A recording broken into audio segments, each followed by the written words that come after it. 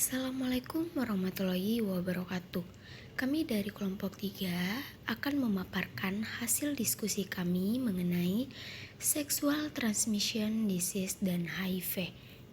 Berikut anggota dari kelompok 3 yaitu ada Dina Izasyam, Rianti Haju, Dela Ainun Kolbi, Afifa Muazaza, dan Firda Yanti. Sebelumnya, kita harus mengetahui apa sih yang dimaksud dengan sexual transmission disease. Nah, di sini sexual transmission disease atau dalam bahasa Indonesianya yaitu infeksi menular seksual yang biasa kita singkat dengan IMS, yaitu infeksi yang umumnya ditularkan melalui aktivitas seksual dari satu orang ke orang lainnya. Nah, ini tuh biasa disebabkan karena adanya bakteri, virus maupun parasit. Di sini menurut Center for Disease Control and Prevention itu sekitaran umur 15 sampai 24 tahun atau umur remaja. Di sini dikatakan bahwa resiko paling tinggi untuk tertular. Kemudian di sini ada HIV yang kepanjangan dari Human Immune Deficiency Virus. Nah, HIV di sini virus yang menyerang sel darah putih di dalam tubuh sehingga mengakibatkan turunnya sistem kekebalan tubuh manusia. Nah, orang yang terkena HIV ini atau orang yang memiliki virus HIV di dalam tubuhnya ini dari luar terlihat biasa-biasa saja atau orang-orang sehat pada umumnya. Tetapi dia dapat menularkan virus HIV ini kepada orang lain ketika dia melakukan hubungan seksual dan penggunaan alat suntik secara bergantian. Berikutnya ada AIDS atau singkatan dari Acute Immune Deficiency Syndrome, yaitu penyakit yang disebabkan oleh infeksi virus HIV. Nah, jadi ketika orang yang memiliki virus HIV, dia ini menyebar dan menyerang sistem kekebalan tubuh manusia hingga beberapa lama kemudian atau sekitar bertahun-tahun dia menyerang sistem kekebalan tubuh manusia sehingga sistem kekebalan tubuh manusia ini menurun. Disitulah akan muncul penyakitnya atau yang sering disebut dengan AIDS. Jadi bisa dikatakan bahwa HIV ini virusnya dan AIDS ini penyakitnya. Nah, di sini AIDS dikaitkan dengan infeksi oportunistik dan tumor ganas. Kemudian di sini HIV tipe 2 lebih sulit ditularkan dan lebih lambat progresivitas penyakitnya dan jarang ditemukan.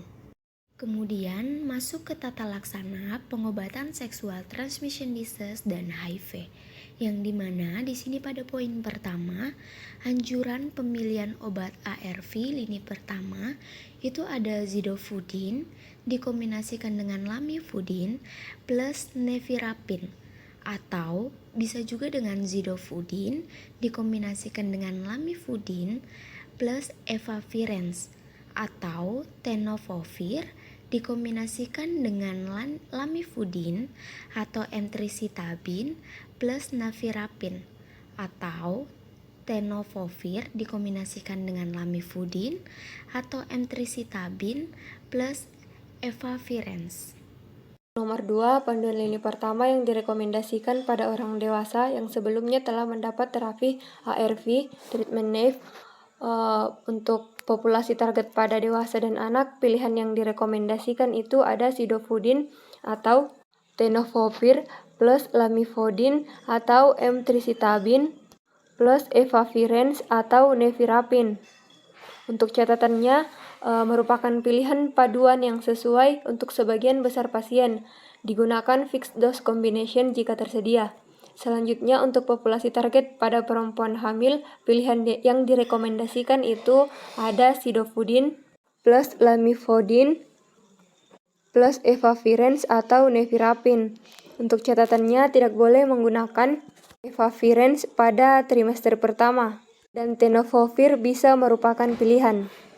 Selanjutnya, untuk populasi target koinfeksi HIV atau TB, pilihan yang direkomendasikan itu ada zidofudin atau tenofovir plus lamivudin atau emtricitabine plus efavirenz. Catatannya, mulai terapi ARV segera setelah terapi TB dapat ditoleransi antara 2 sampai 8 minggu dan digunakan nevirapin atau triple nucleoside reverse transkriptase inhibitor atau triple NRTI bila efavirenz tidak dapat digunakan. Selanjutnya, untuk populasi target koinfeksi HIV atau hepatitis B kronik aktif, pilihan yang direkomendasikan itu ada tenofovir ditambah lamivudin atau emtricitabine ditambah dengan efavirenz atau nevirapin. Untuk catatannya, dipertimbangkan pemeriksaan hepatitis B surface antigen terutama bila tenofovir merupakan paduan lini pertama. Diperlukan penggunaan 2 ARV yang memiliki aktivitas anti-HBV. Selanjutnya, tata laksana yang ketiga yaitu panduan obat ARV yang tidak dianjurkan. Untuk panduan ARV mono atau dual terapi untuk pengobatan infeksi HIV kronis, alasan tidak dianjurkan itu karena cepat menimbulkan resisten. Untuk panduan ARV stafudin plus sidofudin, alasan tidak dianjurkan karena antagonis, menurunkan khasiat kedua obat. Untuk stafudin plus didanosin tidak dianjurkan karena toksisitas tumpang tindih, pankreatitis, hepatitis, dan lipoatrofi, serta pernah dilaporkan kematian pada ibu hamil. Untuk paduan lamivudin plus emtricitabine, alasan tidak dianjurkan karena bisa saling menggantikan tapi tidak boleh digunakan secara bersamaan.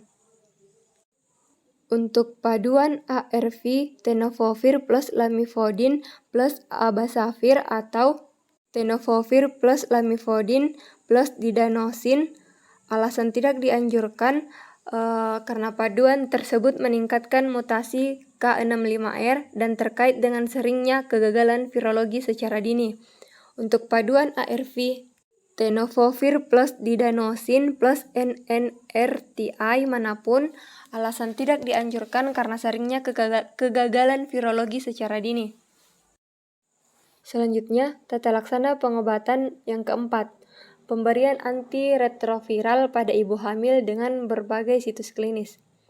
Yang pertama, situasi klinis orang dengan HIV/AIDS dengan indikasi terapi ARV dan kemungkinan hamil atau sedang hamil, maka rekomendasi pengobatannya yaitu sidofudin plus lamivudin plus nevirapin atau tenofovir plus lamivudin atau emtricitabine plus nevirapin. Kemudian, hindari penggunaan efavirenz pada trimester pertama.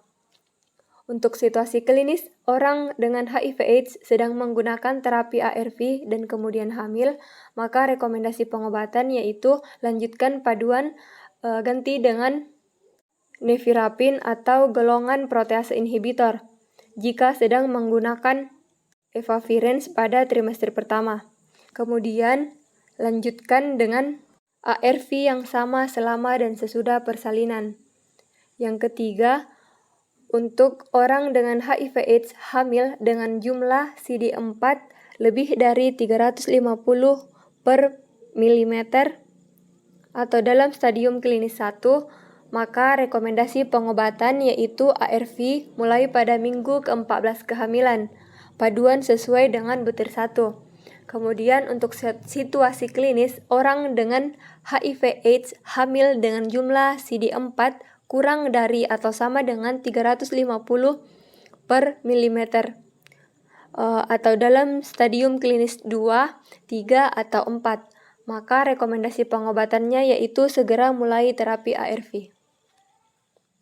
Selanjutnya, untuk situasi klinis orang dengan HIV/AIDS hamil dengan tuberkulosis aktif, maka rekomendasi pengobatan yaitu obat anti-tuberkulosis yang sesuai tetap diberikan.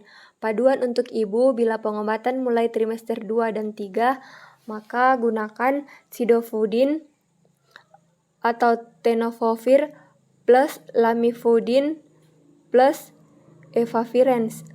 Selanjutnya, untuk situasi klinis ibu hamil dalam masa persalinan dan tidak diketahui status HIV, maka rekomendasi pengobatannya yaitu tawarkan tes dalam masa persalinan atau tes setelah persalinan, serta dapat direkomendasikan jika hasil tes reaktif maka dapat diberikan paduan pada butir 1. Selanjutnya, untuk situasi klinis, orang dengan HIV/AIDS datang pada masa persalinan dan belum mendapat terapi ARV, maka rekomendasi pengobatan terdapat pada paduan pada butir pertama. Untuk keterangan, efavirenz ini tidak boleh diberikan pada orang dengan HIV/AIDS hamil trimester pertama. Untuk penggolongan penyakit seksual transmission disease dan HIV tipe 2 dapat dibedakan. Pertama itu berdasarkan penyebabnya. Di sini, berdasarkan penyebabnya, infeksi menular seksual dibedakan menjadi 4 kelompok, yaitu pertama, infeksi menular seksual yang disebabkan oleh bakteri. Di sini dia itu dapat menyebabkan penyakit seperti gonore, infeksi genital non-spesifik, sifilis, ulcus mole, limfoma granuloma venerum, dan vaginosis bakterial. Kedua, infeksi menular seksual yang disebabkan oleh virus, yaitu seperti penyakit herpes genitalis, kondiloma acuminata, infeksi HIV dan AIDS, hepatitis B, molluscus contagiosum. Ketiga itu ada infeksi menular seksual yang disebabkan oleh jamur, seperti penyakit kondidiosis genitalis. Yang terakhir itu ada infeksi menular seksual yang disebabkan oleh protozoa dan ektoparasit. Nah, di sini di mana ektoparasit itu adalah salah satu jenis parasit yang hidup di luar tubuh inangnya. Misalnya itu kita ambil contoh seperti tungau. Nah, di sini tungau itu dapat menyebabkan skabies. Adapun ektoparasit lain yang dapat menyebabkan penyakit seperti trichomoniasis, pediculosis pubis, dan masih banyak jenis penyakit lainnya. Berdasarkan cara penularannya, infeksi menular seksual dibedakan menjadi dua, yaitu IMS mayor dan IMS minor. Untuk IMS mayor itu sendiri atau infeksi menular seksual mayor adalah infeksi yang mutlak terjadi karena adanya hubungan seksual antara laki-laki dan perempuan. Penyakit yang dapat timbul seperti gonore, sifilis, ulcus mole, limfogranuloma venerum, dan granuloma inguinal. Kedua, ada IMS minor atau infeksi menular seksual minor, adalah infeksi yang terjadi bukan hanya karena adanya hubungan seksual, melainkan karena adanya kontak yang sangat kuat, seperti karena adanya penggunaan jarum suntik secara bersamaan dari satu orang ke orang lainnya, adanya kehamilan, persalinan, atau menyusui dari ibu ke bayinya. Juga terdapat terjadi karena adanya transfusi darah. Nah, penyakit yang dapat disebabkan itu seperti herpes genitalis, non-spesifik erythritis, trichomoniasis, candidiasis vaginalis, vaginosis bakterial, kondiloma acuminata, molluscus contagiosium, AIDS, atau HIV. Berdasarkan klasifikasi infeksi HIV yang didasarkan pada patofisiologi penyakit seiring memburuknya secara progresif fungsi imun ini, terbagi menjadi 4 kelas atau grup. Untuk grup pertama atau tahap pertama itu stadium infeksi primer akut, di mana di sini itu pada awalnya orang yang baru terinfeksi atau tertular penyakit HIV akan mengalami gejala seperti influenza antara 1 sampai 4 minggu setelah infeksi. Antibodinya HIV di sini itu dia itu masih terdeteksi negatif. Untuk tahap 2 atau grup kedua ini HIV asimptomatik. Nah, di sini ini penderita ini tidak mengalami keluhan apapun hingga beberapa tahun. Antibodi HIV di sini tuh sudah positif. Tidak ada indikator klinis atau laboratorium adanya imunodefisiensi, di mana imunodefisiensi ini adalah suatu kondisi yang merujuk pada kemampuan sistem imun untuk melawan penyakit dan infeksi, di mana dia itu mengalami gangguan atau lemah. Untuk tahap 3 atau grup ketiga HIV simptomatik di sini itu, di mana ini merupakan tahap terakhir. di mana sudah terjadi banyak kerusakan pada sistem kekebalan tubuh penderita.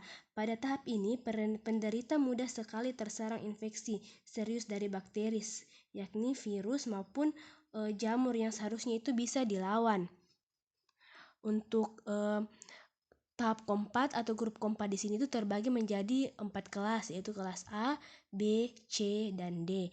Untuk grup 4 kelas A di sini itu antibodi HIV itu terdeteksi positif, dapat menyebabkan penyakit konstitusional seperti demam atau diare menetap, menurunnya berat badan 10% dibandingkan berat normalnya atau berat awal berat badan kita. Untuk grup 4 kelas B di sini sama seperti grup 4A, di mana dia itu antibodinya itu HIV positif. Dapat menimbulkan penyakit neurologik seperti demensia, neuropati, mielopati. Untuk grup 4 kelas C di sini itu sama antibodi HIV terdeteksi positif. Di sini dia itu hitungan limfosit CD14 itu kurang dari 200 per mikroliter. Untuk grup 4 kelas D di sini itu sama seperti sebelumnya, antibodi HIV itu terdeteksi positif. Nah, di sini dapat menyebabkan penyakit seperti tuberkulosis paru, kanker serviks, atau penyakit keganasan lainnya. Untuk efek samping obat sexual transmission disease dan HIV tipe 2 di sini itu, efek samping obat ARV yang digunakan itu dapat digolongkan dalam 4 keadaan atau reaksi. Pertama itu ada reaksi ringan, reaksi sedang, reaksi berat, dan reaksi berat yang mengancam jiwa. Untuk efek samping ringan itu seperti gangguan sistem saraf pusat atau SSP, saluran pencernaan, timbulnya ruam atau alergi, demam, sakit kepala, sukar tidur atau sulit tidur, mual muntah. Untuk efek berat itu seperti anemia. Jadi di sini semua pasien terapi ARV itu rata-rata mengalami efek samping, tetapi efek samping yang ditimbulkan itu biasa saja dan dapat hilang dengan sendirinya setelah beberapa hari. Sekian dari kelompok kami. Wabillahi taufik wal hidayah. Wassalamualaikum warahmatullahi wabarakatuh. Kami mengucapkan minal aidin wal faizin, mohon maaf lahir dan batin.